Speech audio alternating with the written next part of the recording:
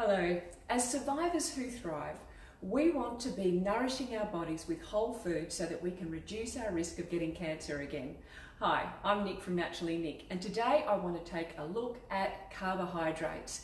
It can be a really complex topic, but the way that I look at it using blocks can make it quite simplistic to understand.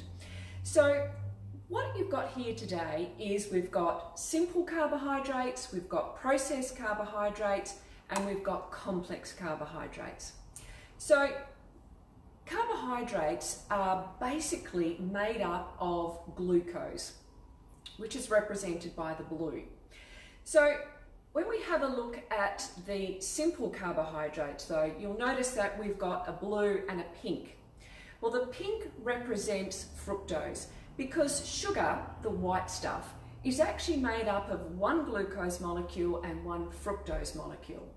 And simple carbohydrates like sugar, like any sweet drink, are single molecules, which means that they can race into our bloodstream really fast. And what this means is that it sets off a whole chain of reactions where our blood sugar goes through the roof really quickly, and our body panics and it releases hormones like adrenaline and cortisol. And so we get addicted because it hits the same part of the brain as drugs and alcohol. And of course there's no nutrients in this whatsoever, totally been stripped away. But there's also another little part of this where when the glucose enters the bloodstream, we need insulin, which is released from the pancreas, to open the cell doors for the glucose to go in. Whereas fructose doesn't go into the cells. It has to go straight to the liver, where it's either used as energy, or if you don't need it, it gets stored as fat. And this can mean that your liver can get what's called fatty liver, believe it or not, which means that it interferes with the liver doing its job, and the liver does a lot of jobs.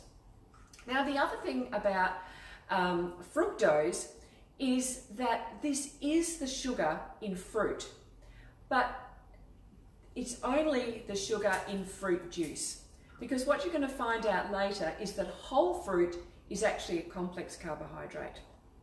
So that's our simple carbohydrates, which rush into your bloodstream, send your blood glucose through the roof, have been totally stripped of any nutrients and any fibre, and really is not what I would call a good quality food at all.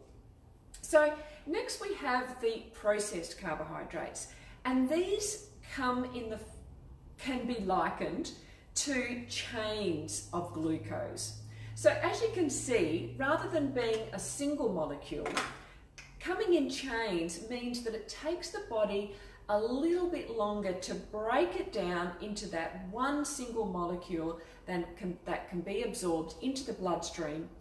So it does take a little bit longer. However, it's still pretty fast, and I would say it's like a fast river. Rather than a tsunami, it's a fast river. And also, it has been stripped of all of its vitamins and minerals and all of the fibre. So what is a processed carbohydrate? Well, this is your flour. This is bread and pasta, cakes, biscuits, all those sorts of things that use flour.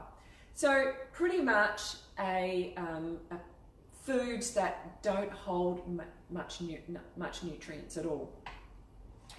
So then we want to have a look at the complex carbohydrates. So as you can see, this represented like this, it's going to take the body a lot longer to break it down to get a single molecule to go into the bloodstream. So these types of carbohydrates just trickle into your bloodstream. So you don't get that huge surge of sugar like you do with the processed and the simple. And also we have got this wonderful fibre. Now fibre is amazing. There is no fibre in animal products like meat and dairy and eggs and fish. Fibre is only found in plant foods. So that means fruit, vegetables, whole grains, and legumes. And when we say legumes, I mean beans and lentils. So beans as in chickpeas, red kidney beans, black beans, lima beans, all those different types of beans. And the fibre is amazing. Fibre not only slows down this whole process, but fibre makes sure that the food that we're eating gets out fast. Fibre also is like a magnet for toxins and for estrogen. And for women trying to reduce their risk of estrogen-related cancers, this is really important. We need fibre. So it slows down, slows down the absorption of the glucose getting into the bloodstream, that makes sure that everything keeps moving in your gastrointestinal tract. So this is the type of carbohydrate that we want to be focusing on. And as I mentioned before, this is whole fruit, not fruit juice, whole fruit, vegetables, whole grains, and legumes. Now, it's also in nuts and seeds. Nuts and seeds have some complex carbohydrate, and they also have some good quality fats. Your legumes, like your beans and lentils, have some complex carbohydrate and some good quality protein. And in fact, I just want to make a mention that the legumes, the type of carbohydrate in the beans and lentils, is what's called a resistant starch.